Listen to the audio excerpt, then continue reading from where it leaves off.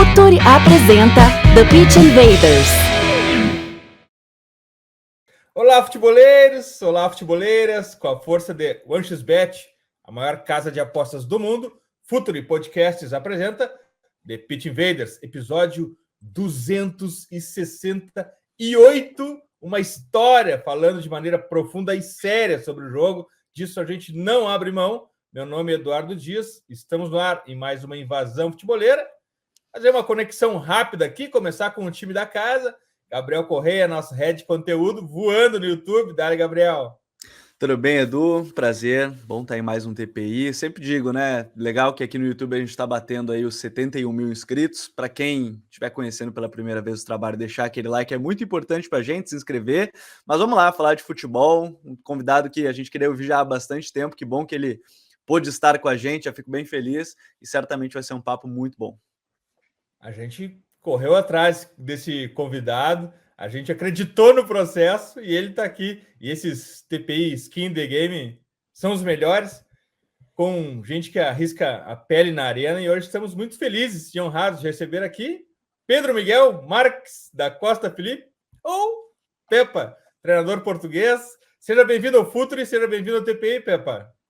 Olá.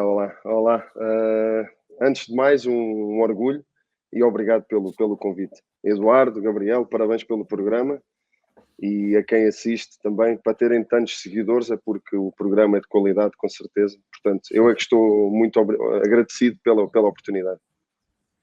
Invaders, vamos invadir o playbook de Pepa.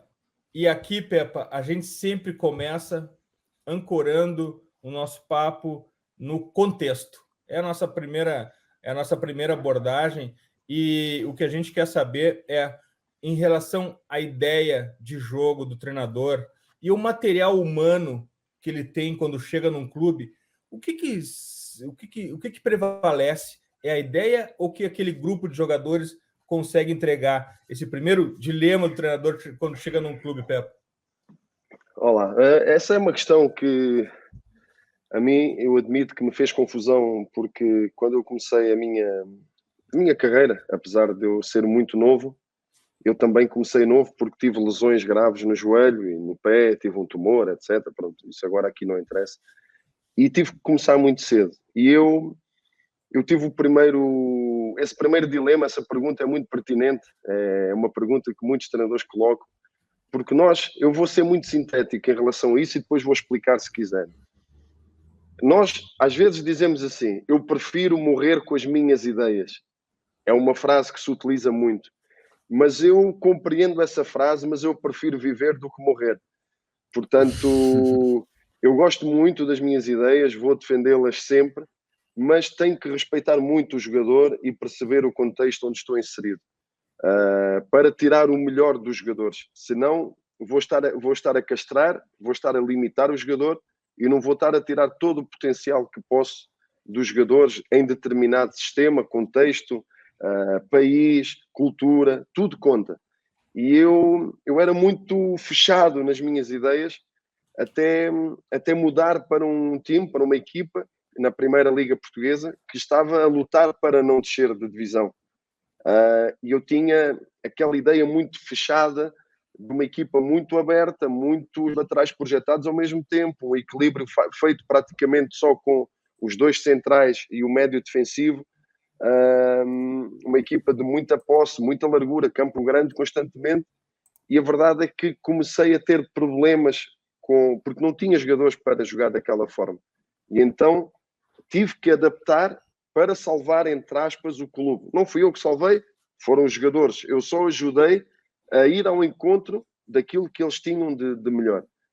Depois tive outras possibilidades, com outros contextos, de voltar a esta ideia que a mim mais me satisfaz, mas é o que eu digo sempre, mais do que a satisfação pessoal do treinador Pepa, é o prazer dos jogadores em campo em potenciar ao máximo as suas capacidades. E só depois vem o meu prazer na forma de jogar, porque eu prefiro sempre ir ao encontro da matéria-prima que tenho. Agora, há princípios gerais, há linhas gerais que não fogem, seja em que contexto for. Agora, a dinâmica da equipa e a estrutura da equipa, isso sim é possível alterar consoante os jogadores. Eu vou até aproveitar, Edu, e primeiro agradecer de novo, Pepa, por estar aqui com a gente, né, nesse papo, que é justamente essa questão quando você chega num clube que a gente sabe que os jogadores têm, às vezes, não sei se é uma preferência, Pepa, mas eles acabam se sentindo melhores jogando de uma forma ou de outra, como todo você está falando aqui. Quando você chega num clube, não sei como é que funciona, mas é importante, por exemplo, já começar falando de repente com as lideranças desse elenco, porque a gente sabe que a relação, gestão com jogadores é algo hoje em dia cada vez mais importante, né? Num grupo de jogadores tão grande. Como é que você faz quando você chega a partir desse contexto que você vai conhecendo, chega num clube novo, e aí conhecer mais os jogadores para ir já conhecendo, de repente com lideranças, de repente com outro ponto, Pepa? Sem dúvida. Gabriel, eu defendo isso, não só por ter sido jogador, mas também vai da minha forma de estar e minha forma de ser. Porque hoje em dia, questões técnicas, questões táticas, questões fisiológicas, físicas, eu acho que meio mundo percebe. Muita gente comenta, fala, percebe, estuda metodologia, periodização tática, tudo. Agora, a forma como nós passamos essa ideia, a forma como nós passamos a mensagem, a forma frontal com que o jogador gosta de ser tratado, a forma de coerente é diferente de justiça, porque o jogador vai se achar sempre injustiçado quando não joga, mas se reconhecer que há coerência na decisão do treinador, é meio caminho andado. E depois, quando um treinador tem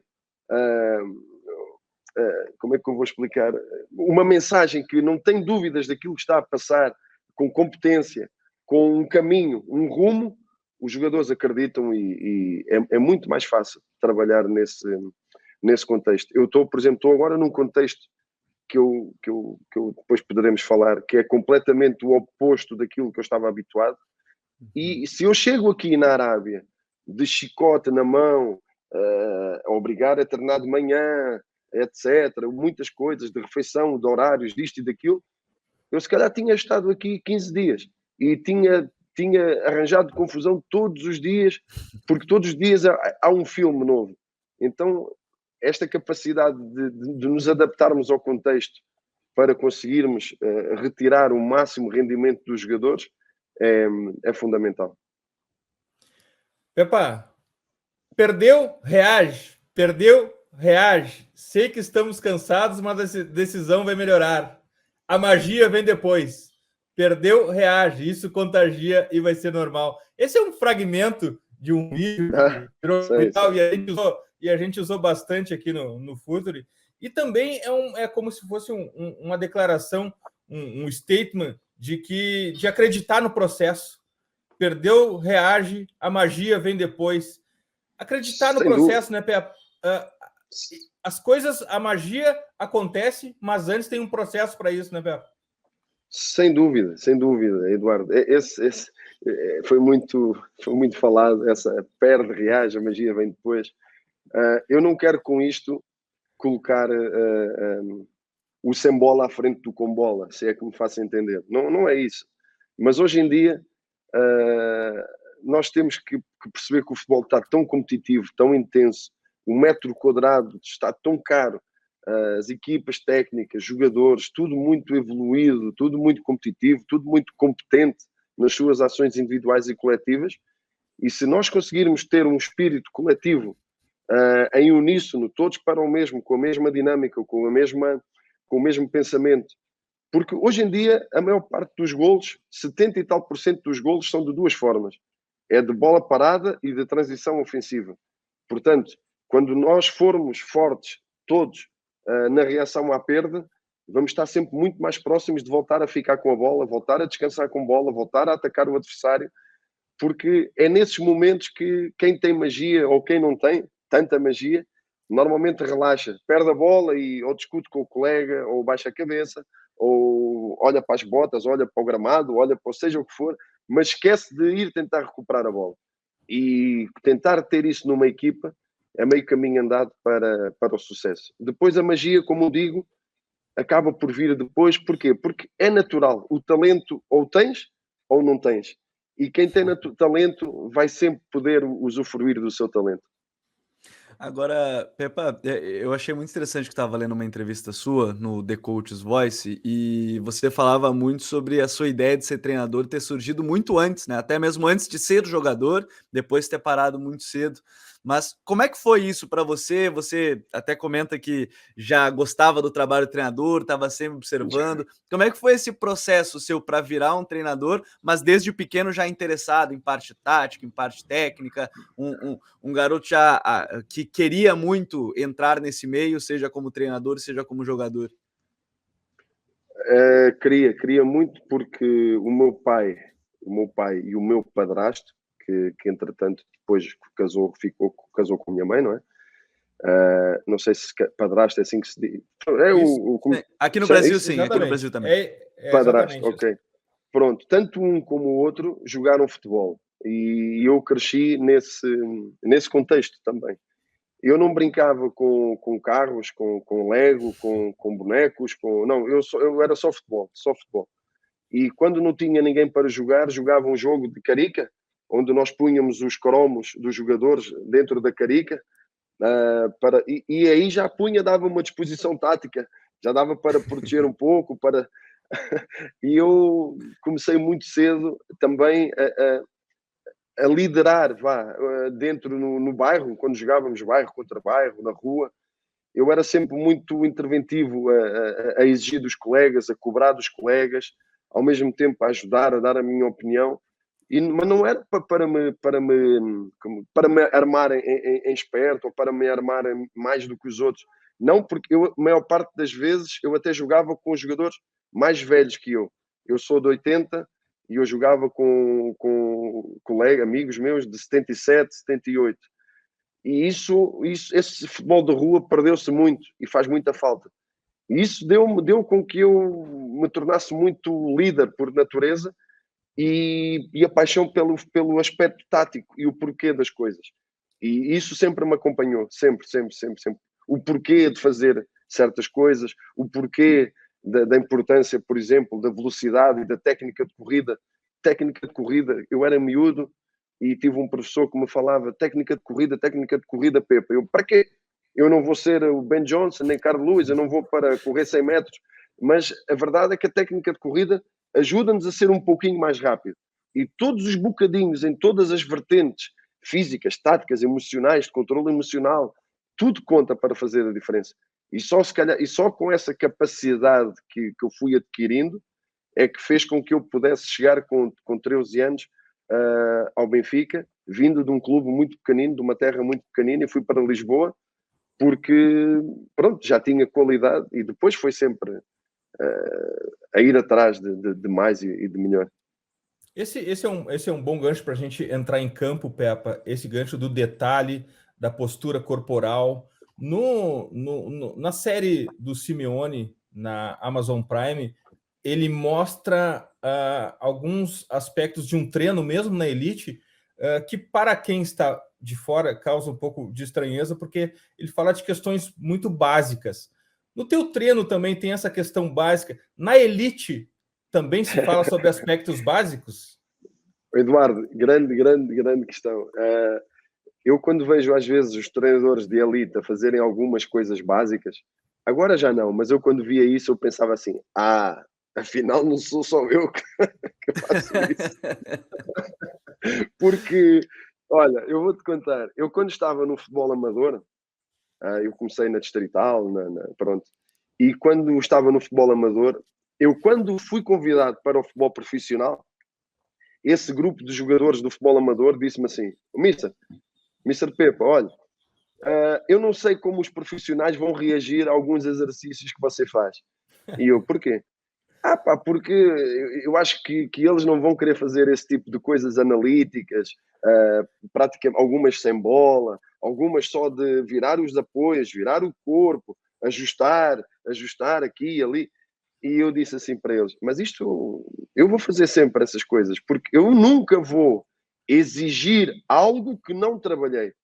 É uma coisa que eu tenho minha, que é, eu não posso cobrar de um jogador algo que eu não pedi, que eu não trabalhei com ele. E então, eu quando fui para os times, as equipas profissionais, Eu continuei com esse tipo de trabalho analítico, um pouco rudimentar, um pouco básico. E sabem qual foi a reação dos jogadores profissionais, os mais velhos e tudo? Eles ficaram contentes. Eles disseram mesmo, epá, tenho necessidade disso, tenho saudades de relembrar esse tipo de coisas.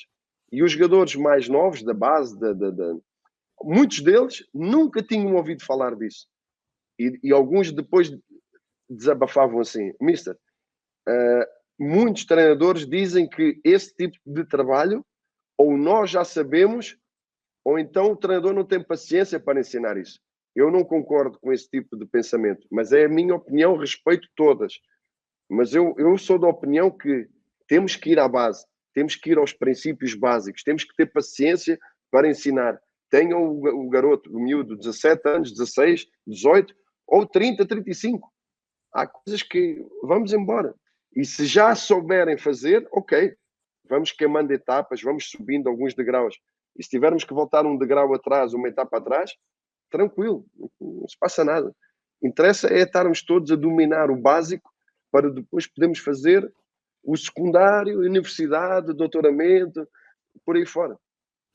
Uma coisa que é legal de falar desse contexto é que sempre que a gente entrevista um treinador brasileiro por aqui, Pepa, a gente fala sobre a questão de treino e aqui se tem menos treinos, né, em termos de... porque tem muito jogo, acaba se jogando numa sequência muito grande e talvez aí você tenha um pouquinho mais desse tempo. E aí eu quero entrar na parte do treinamento, porque o treinador, obviamente, é cobrado pelos resultados, para já chegou, trazer resultado, trazer desempenho, tudo ao mesmo tempo.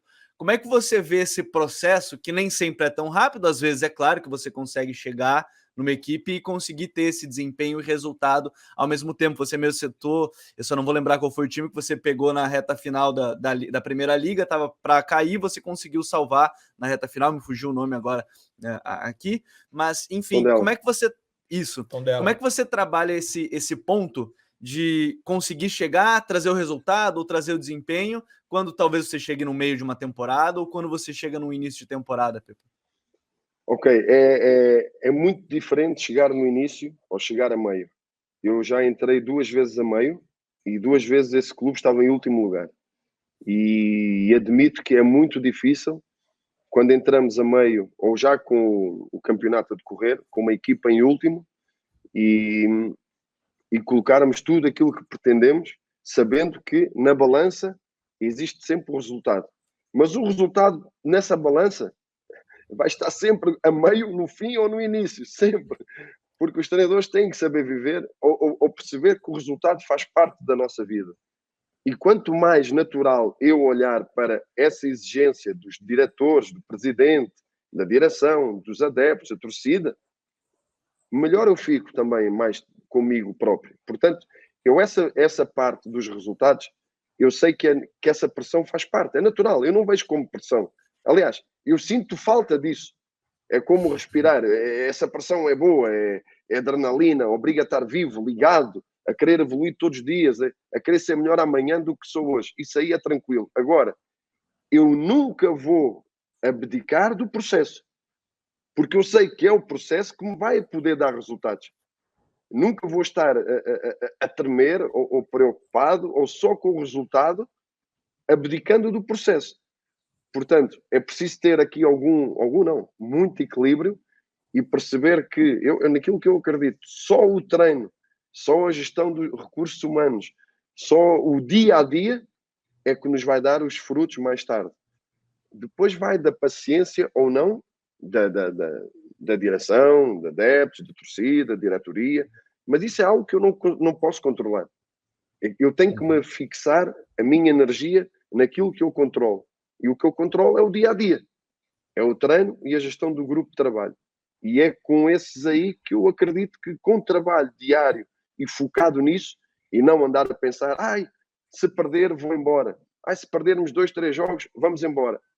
Se tiver com pensamento nisso, não estou com pensamento no trabalho. Portanto, o foco é sempre no dia a dia e esperar que com naturalidade as coisas aconteçam. Porque o futebol, isto não é de vida ou de morte, o futebol é um jogo onde todos trabalham para ganhar. E há 3 resultados possíveis: empate, derrota e vitória. E temos que saber respeitar o adversário, saber respeitar com quem jogamos, porque se foi melhor ou foi mais feliz, o futebol é assim. Eu não gosto de comentar depois de um jogo onde tivemos 80% de posse de bola, o adversário fez um remate e nós 80% de posse de bola, 20 remates e perdemos 1-0. Não vou criticar o adversário. Fez o que pôde, usou a estratégia que melhor conseguiu. Se calhar não conseguiu ter mais bola porque houve mérito nosso.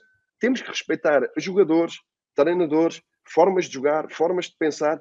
Posso não gostar de certas coisas, mas vou respeitar sempre. Desde que não faltem ao respeito também nestes princípios básicos da relação de fair play. Tudo o resto, há muitas formas de trabalhar e muitas formas de ganhar.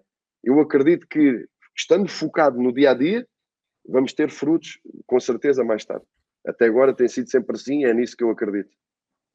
Pepa, vamos para dentro do campo. O perdeu, reage, já dá uma dica de como tu gosta que teus times defendam, mas passando dessa fase, indo para a transição defensiva e armando tua defesa, como é que é o padrão de defesa do Pepa? Como que tu gosta de defender, Pepa?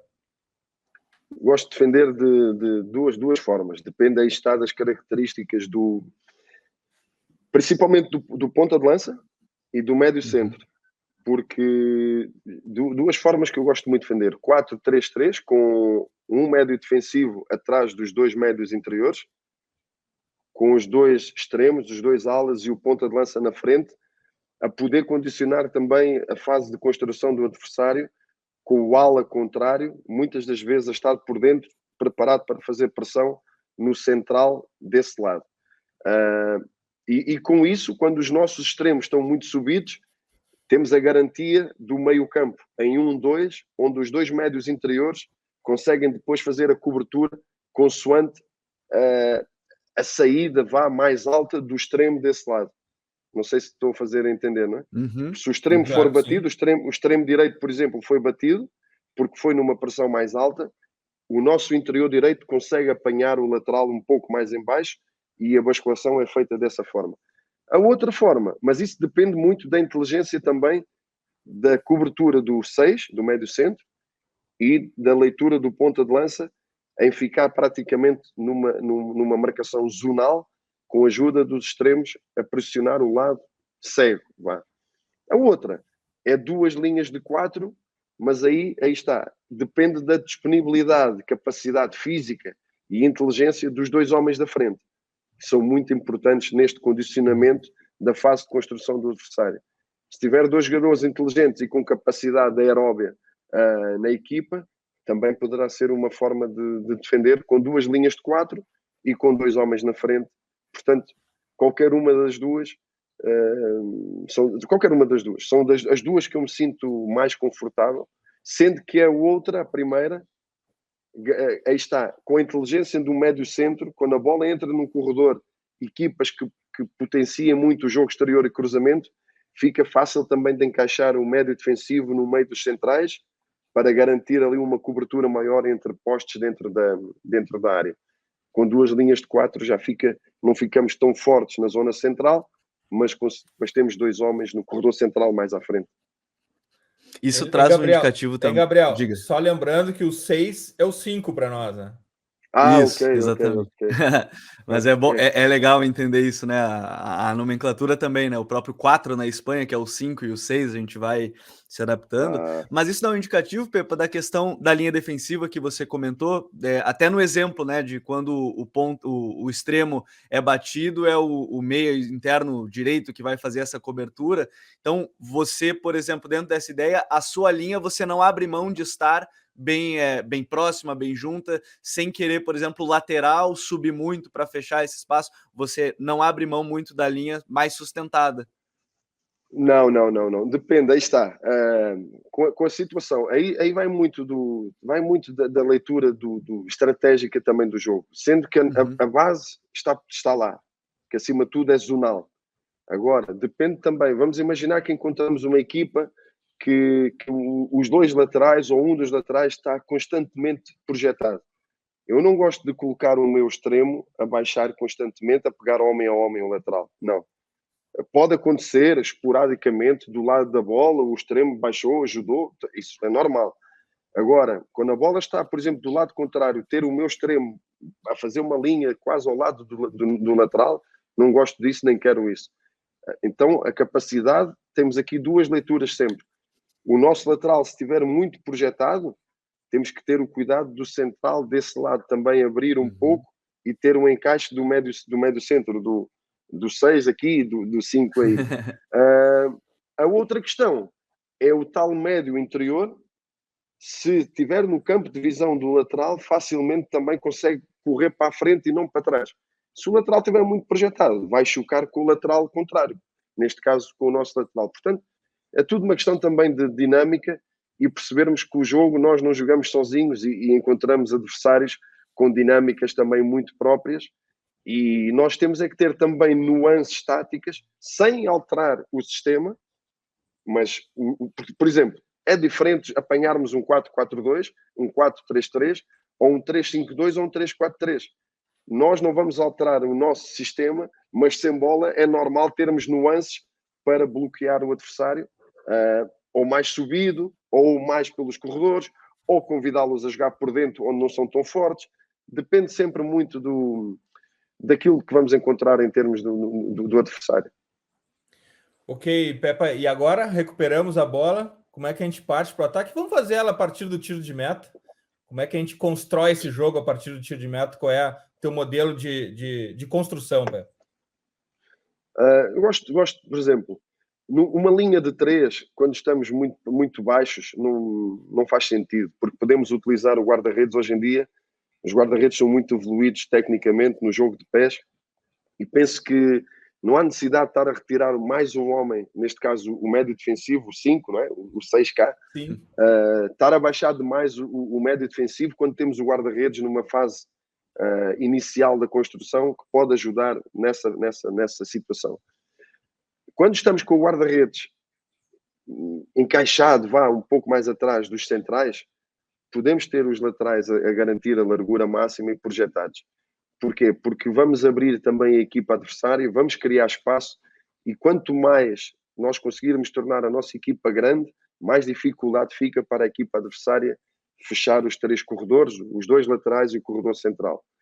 Quando entramos numa fase mais avançada, temos que ter muito cuidado e começar. Eu gosto de começar também a preparar a tal reação à perda, porque o perde-reage não é só no grito, não é só de boca. Temos que estar taticamente bem posicionados. Muitas das vezes nós dizemos que fomos pouco agressivos, não corremos muito, mas depois vamos ver o jogo e era mal colocados em termos táticos, mal posicionados. E é muito importante uma equipa estar preparada para perder a bola.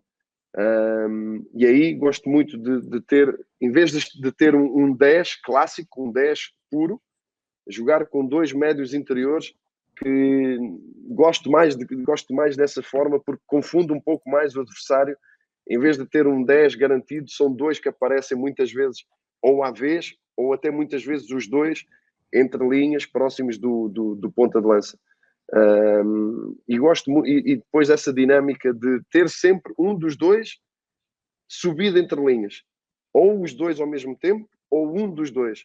Evitar que os 2 médios interiores venham os 2 pegar no jogo, porque aí ficam no campo de visão do adversário e ficam confortáveis para pressionar. Portanto, a dinâmica é muito... Se o médio interior esquerdo está baixo, queremos o médio interior direito muito subido. Se o médio interior direito está baixo, queremos o interior esquerdo muito subido. Ter esta dinâmica sempre de relação um com o outro, e depois ter uma estrutura que eu chamo a estrutura móvel. A estrutura móvel é o lateral direito, o extremo direito e o médio interior direito, onde os 3 muitas das vezes roda tudo. Se vier o médio interior pegar mais baixo, já temos o lateral no limite do fora de jogo e na largura máxima, e o extremo direito está ali metido como se fosse um 10 descaído naquele corredor. Ou seja, este triângulo da estrutura móvel da direita e da esquerda ganha vida própria, e gosto dessas 2 estruturas muito dinâmicas. E depois, a estrutura fixa, que são os 2 centrais, o médio centro e o ponta de lança, já não tem tanta... não gosto de dizer que não tem liberdade tem, mas já são mais fixos em termos de missões, e em termos de trocas posicionais não existe muito, não é? Nós não vamos ver um central a progredir muito com bola Uma coisa é fixar o espaço para atrair marcação e jogar, outra coisa é trocas posicionais. Não existe trocas posicionais entre centrais. O ponta de lança, ok, pontualmente pode trocar com o extremo, isso faz parte, ok, mas normalmente também não há assim grandes trocas posicionais entre ponta, os dois centrais e o médio centro também é sempre a âncora para dar sempre uma linha de passe, uma cobertura ofensiva, sempre que a bola entra num dos corredores, para ser uma plataforma giratória para sair de pressão e procurar o corredor contrário. Antes de eu falar até da questão, eu gostei muito quando o Pepe falou do perde e reage, que é muito importante também ter esse posicionamento defensivo, os jogadores estarem prontos para reagir, o famoso atacar defendendo, defender atacando, acho que esse é um ponto bem importante, Pepe. Mas eu quero falar desse última parte do campo, né? Quando você chega na área adversária, quando começa a chegar, há um debate muito grande, me parece, hoje. Aqui eu acho que até mais, pelo menos não acompanho tão próximo como acontece esse debate na Europa, da questão da liberdade ou não dos jogadores, né, quando chega nessa parte final, no sentido de eles podem ter uma orientação de vão preencher determinados espaços, o 9 vai atacar a primeira trave, o ponta de o meia vai chegar na segunda trave, mas algumas equipes preferem dar essa liberdade maior para os jogadores. Como é que você pensa essa parte do jogo, quando você chega, vai tentar atacar a área adversária? Sim, é assim, a prioridade é o jogo interior sempre que possível, porque a baliza está no meio. Esse é um dos princípios do processo ofensivo. O primeiro princípio de todos é penetração, é progressão. Esse é o primeiro. Portanto, nunca podemos abdicar desse princípio básico do ofensivo, que é baliza. Quando não dá para ir diretamente para a baliza, por dentro, porque as equipas normalmente defendem-se muito bem por dentro, utiliza-se muito o jogo exterior. E há muitos golos que vêm de cruzamento, vindo de fora para dentro, ou indo de fora, dentro, fora outra vez, mais próximo depois da entrada da área. E os equilíbrios aí são fundamentais. Uma das coisas que eu trabalho muito foi exatamente isso que o Gabriel falou, mas sem estar fechado. É a zona do primeiro poste, zona do penalti atrás do primeiro poste, zona do segundo poste e zona da entrada da área. Essas zonas são fundamentais. Agora, são ocupadas por quem? Aí está. Depende do desenrolar do jogo, depende de quem chegou mais rápido, mais cedo, quem está mais próximo. Eu gosto sempre, por exemplo, de um ponta de lança, quando estamos em ataque organizado, que uma coisa é na fase de construção, o ponta de lança está no lado da bola. Quando entramos numa zona já de criação / finalização, próximos de cruzamento, eu gosto sempre que o ponta de lança faça movimentos para o segundo central, para as costas do segundo central. Esse é um movimento básico que mata qualquer central. Porque o primeiro central está próximo da bola, O segundo central está a olhar para a bola e para o seu colega. Mas depois tem aqui nas costas, tem aqui o ponta de lança. E esse ponta de lança ganha ali um ângulo de ataque muito bom. Ou zona de penalti, ou zona do primeiro poste. E normalmente ganha à frente fácil. Depois, podemos ter um extremo a aparecer na zona do penalti. Porquê? Porque fica mais fácil depois, ele indo para essa zona de penalti, normalmente fica difícil para o lateral acompanhar tanto e passar a linha do seu central. Os laterais têm receio de passar o segundo central, e quando isso acontece, eu gosto do médio volante, não é? Do interior, a aparecer no segundo poste. Mas isto, em termos padrão, para mim o ideal é ter o interior, o médio interior, a aparecer no segundo poste, porque é uma zona muito cega, porque o lateral normalmente vai arrastado com o extremo, e essa zona fica muito livre. Ou até o lateral, se tiver capacidade física de aparecer ali no vértice da área, o lateral contrário, muitas das vezes um cruzamento mais largo fica ali de cadeira, tranquilo, para dar na baliza. Agora, os equilíbrios depois são muito importantes. Dentro desta liberdade das zonas, o mais importante é as zonas estarem definidas e serem atacadas. Depois é os equilíbrios. É ter os dois centrais sempre no equilíbrio, e depois, na estrutura móvel que falamos ainda há pouco, ou de um lado ou do outro, dois jogadores também vão estar preparados para essa cobertura ofensiva / equilíbrio.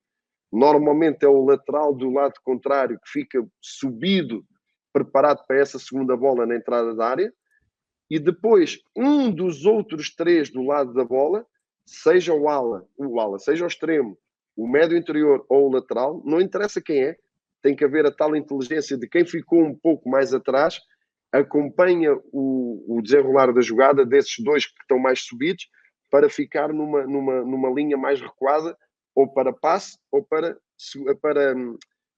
o equilíbrio. E depois o médio centro é sempre o garante de tudo. Fica sempre muito próximo ali, fazer um triângulo com os centrais, não fica responsável pelo ponta de lança. Eu gosto que o central vá com o ponta de lança, aí sim, homem a homem, até onde tiver que ir, e fica o outro central na cobertura por trás, não passa a marcação para o médio centro, porque eu gosto do médio centro com liberdade para abranger uma área muito maior do que só apenas um homem. E o médio centro tem outra função muito importante.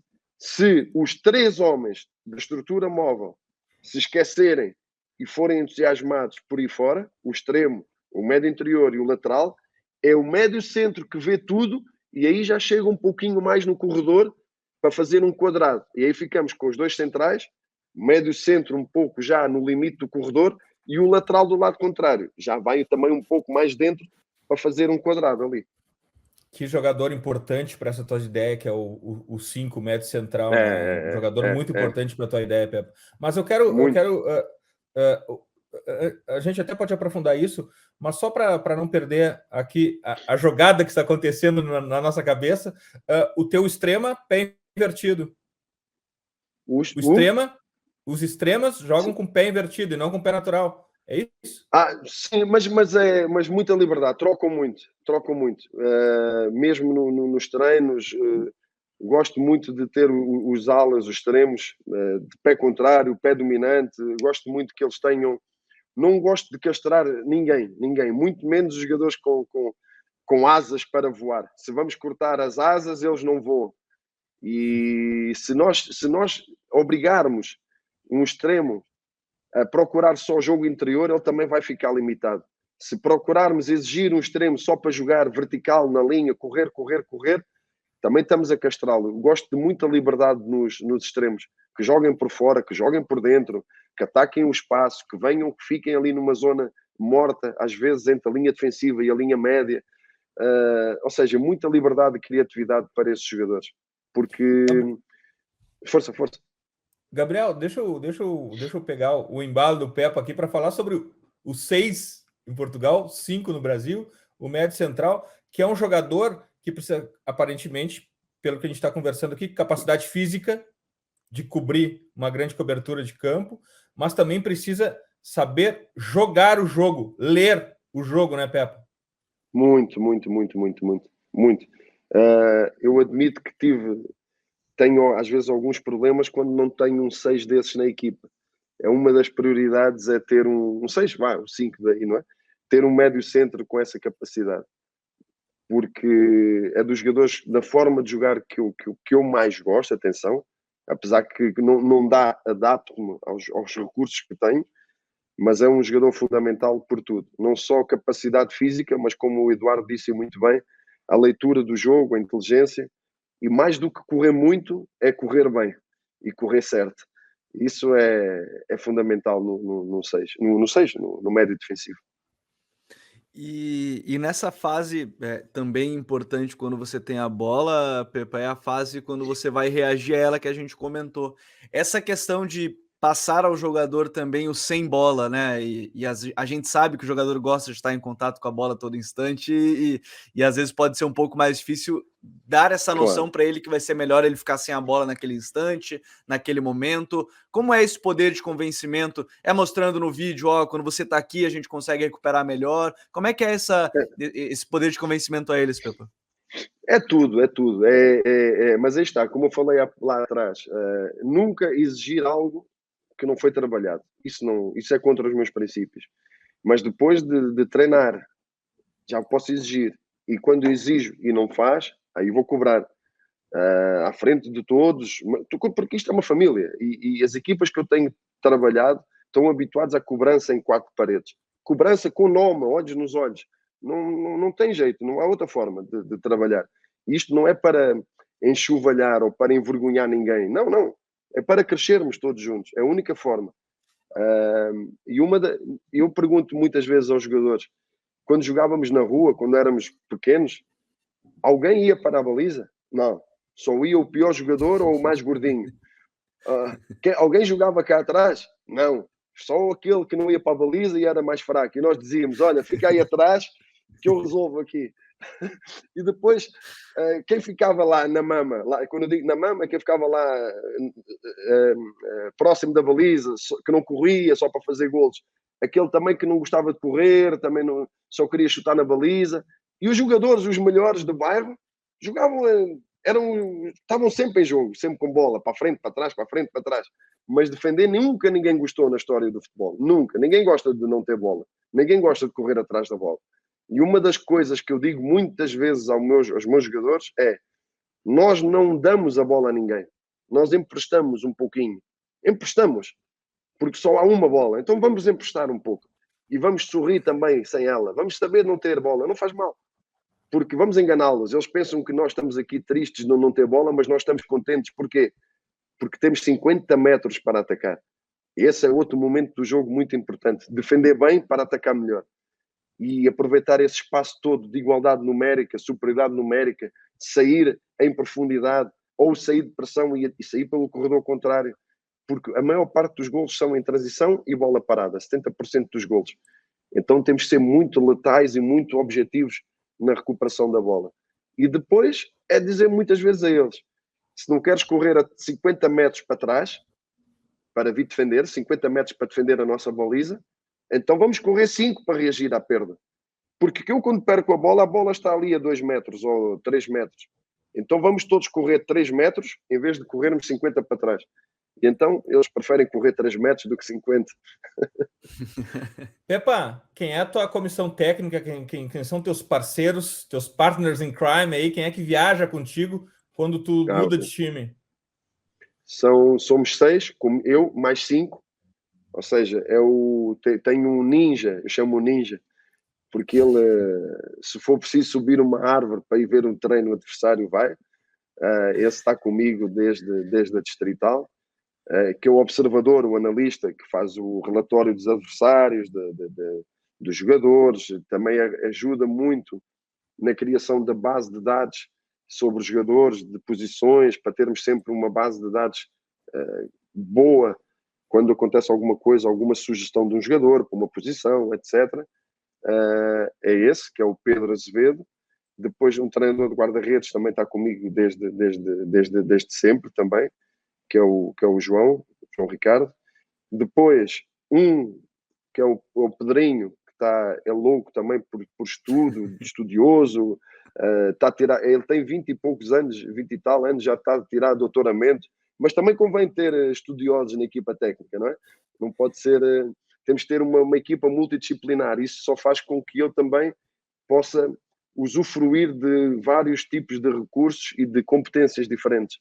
E este Pedrinho é o responsável, faz a ligação com o departamento médico, fisiologista, GPS, é mais de controle do treino também. Mas também muito desarrascado. Se tiver que ir para o campo, vai também na parte inicial, nos exercícios, tudo. E depois, 2 adjuntos de campo, também licenciados em Educação Física. Muito focado e responsável pelas bolas paradas, algo que eu alterei há uns anos atrás, que eu queria tomar conta de tudo e depois fugia-me sempre a algumas coisas. E com o tempo, com a idade, com a experiência, fui percebendo que é preferível, havendo competência, delegar missões, delegar funções e confiar, havendo competência, e há, que é o Samuel Correia, que fica responsável pelas bolas paradas, e também quando eu estou expulso ou quando eu estou doente, ainda não aconteceu, mas pode acontecer, é ele o responsável que fica pela equipa, é o treinador adjunto, a principal, não gosto de dizer isso, mas pronto. E depois há o Hugo, também é treinador adjunto de campo, também licenciado, etc., mas que tem um foco muito virado para a linha defensiva, porque a linha defensiva temos que estar toda a hora em cima da linha defensiva, porque requer menos magia e mais treinamento, são coisas mais fechadas. e então o Hugo fica responsável pela linha defensiva. Fazemos muito aquele tal trabalho dos apoios, aquele trabalho analítico, muitos vídeos de corte para ajudar os jogadores na relação da bola coberta, bola descoberta, quando retirar a profundidade, quando encurtar, quando libertar o corredor contrário, e ele fica muito focado também nesse aspecto da linha defensiva. Esta é a equipa técnica no geral.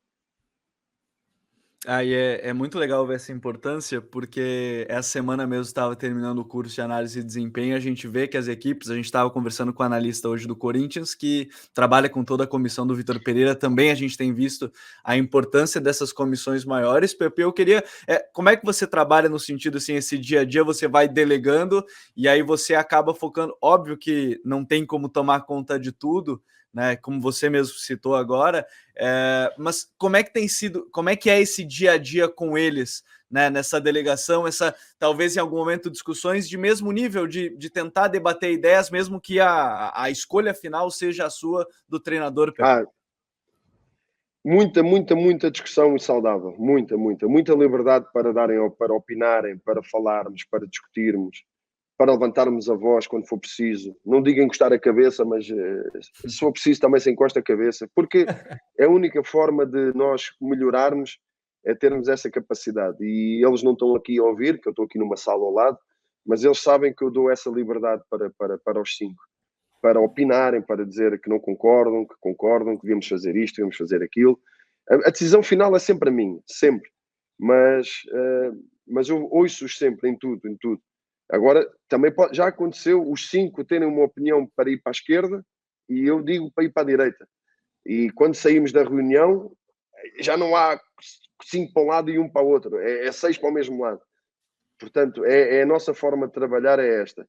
Agora, eu tenho que fazer o chamado zoom out muitas vezes, afastar-me da árvore para ver a floresta. E eu, quando comecei a minha carreira, eu fazia tudo. Eu gravava, punha a gravar os treinos, eu é que fazia os cortes dos treinos, os cortes dos jogos, eu é que tratava da bola parada, tudo. E a verdade é que íamos escapando de pormenores. E quando eu comecei a delegar, quando também senti maior competência em quem estava a trabalhar comigo, porque eu também não posso delegar se não houver competência. A partir do momento que há competência de alto nível, então posso confiar, posso delegar. Aí deu-me também liberdade para ver pormenores e afastar-me um pouco, às vezes, do próprio exercício, conforme os exercícios, para poder ver certas coisas que antes não via. Mas o nosso treino é todo detalhado em termos de objetivo, em termos de feedback. Não vamos, por exemplo, se temos um treino onde o objetivo principal é a organização defensiva, nós não vamos estar com grandes feedbacks em termos de mobilidade ofensiva, de cruzamentos, de golos, senão vamos estar a disparar para todo lado e não vamos estar focados naquilo que é o objetivo principal. Isto é um exemplo. Mas temos sempre reuniões diárias. Por exemplo, quando é do adversário, eles estão a ter agora uma reunião, por exemplo, sozinhos, onde a fruta que o Pedro, o analista, tirou a fruta do adversário, agora vão espremer o sumo todo e depois de estar o sumo todo espremido, vêm reunir comigo já com as ideias, ou seja, com o mais importante já filtrado para passar a informação que realmente mais interessa. E depois eu faço o filtro final para passar para os jogadores. E aí sou eu. Muitas comissões técnicas, muitas equipas técnicas, eu sei que é o analista ou o treinador adjunto, mas eu na análise à nossa equipa e na análise do adversário sou eu que pego essa tarefa, porque na minha opinião o treinador principal, desde que não passa ali muito dos 15, 20 minutos, senão já não entra nada na cabeça dos jogadores, a voz do treinador principal é natural que ainda tem outro impacto, é natural, é o que é. Agora, a reunião, por exemplo, da bola parada é o Samu que trata, reuniões, às vezes setoriais, só com a linha defensiva, é o Hugo que vai, às vezes reuniões individuais com alguns jogadores da linha defensiva, é o Hugo que vai, algumas reuniões de bola parada, é o Samu que vai. Portanto, nós vamos gerindo assim um pouco ou muito das tarefas diárias ou semanais dos microciclos, vamos gerindo desta forma.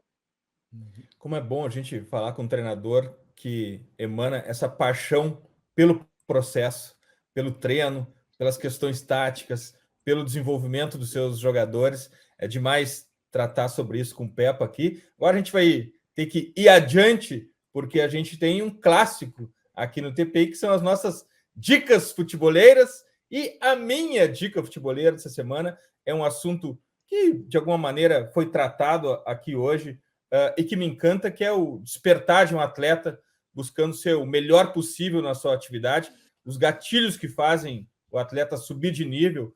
E a minha dica futeboleira é o Salto de Gabi, uma matéria da Globoesporte.com sobre a evolução física e mental da capitã da seleção brasileira de vôlei e sobre isso que a gente falou aqui hoje, gostar e acreditar no processo, uma inspiração para qualquer profissional de qualquer setor.